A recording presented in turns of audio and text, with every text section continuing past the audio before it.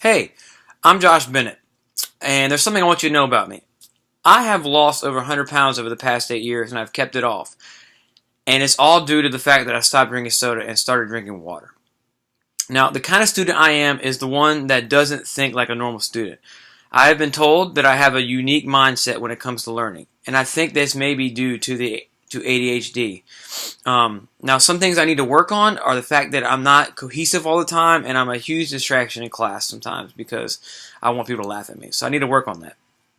My major is physical education, and that's mostly because I absolutely love sports and exercise, and I even love the health side of it. But it's also because it helped save my life in high school, and so I'm hoping I could pass that on. Now, I grew up about 10 minutes from UCW, and it was a predominantly white neighborhood. So much so that I could probably name off every person from my elementary school that wasn't white. The same goes for ethnic groups. It just wasn't very diverse, minus a couple of families. Now, while I didn't know what everyone's family did for a living, I did know that no one's family was struggling for anything they needed. Now, that being said, my dad worked as a manager at the Elks Lodge. My mom was a receptionist at New Hanover County Hospital. Now, I lived a pretty boring life. I haven't left the country once, minus the Bahamas if you count that. I've been to LA, Boston, the Bahamas, Charlotte, Atlanta, Minnesota, and a couple of different places on mission trips. I have learned that Southern culture is kind of weird, and that we definitely sound weird. I have also learned for the most part that people are really friendly here, not other places. Now, honestly, if I were to choose a place to go outside the country, it would have to be Italy. I've only really attended schools here in New Hanover County, and they all seem to fall into the higher socio-economical class of Wilmington. When I got to Wilmington in high school, things got a lot more diverse, with a lot more ethnicities and races represented throughout the school. From what I can remember, the SESs at these schools were definitely underwhelming, but it is truly hard to remember being it's been over 10 years. Now, I think Hoggard did a great job of implementing kids with exceptionalities, while there were quite a few, especially this one guy named John Pierre Paul. I remember him telling me how awesome high school was for him. Now, when it comes to religion, it would have to be Christianity. Even though it was never outright implied, it could easily be deduced if one were to try and deduce that. Excuse me. Now, my school schedule in high school was a little bit different than most. I'm the only one of two people in my class to graduate with honors PE, meaning I never took an AP class. I never took anything that really pushed me in it, and I kind of paid for it later. Now, which in return means I participated in a lot of sports.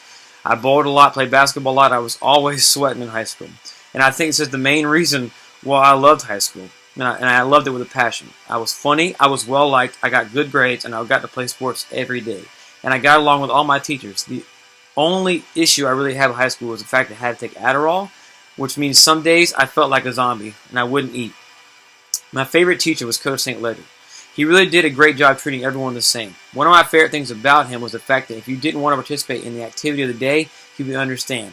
But if you wanted to play, he was ready to go. Now, the last and most important subject is the essential purpose of education. This is truly a tough question, and it's really hard to put into words. But in my eyes, education is about preparing the students for what is coming in the world.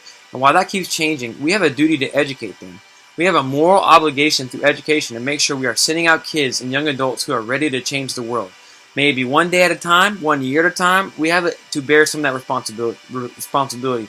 Education plays a huge part in the world nowadays because there is no time to be ignorant or apathetic about learning, even if it is becoming harder to truly inspire teachers. Which reminds me of the Quinn story. It makes me think about my hometown, Wilmington. And while I don't mean to make it sound bad, it has huge moments of parody. In this town, we have parents dying to get their kids into Parsley, which is known as the best school in town. While you can't get your kid, no one wants to teach at Snipes.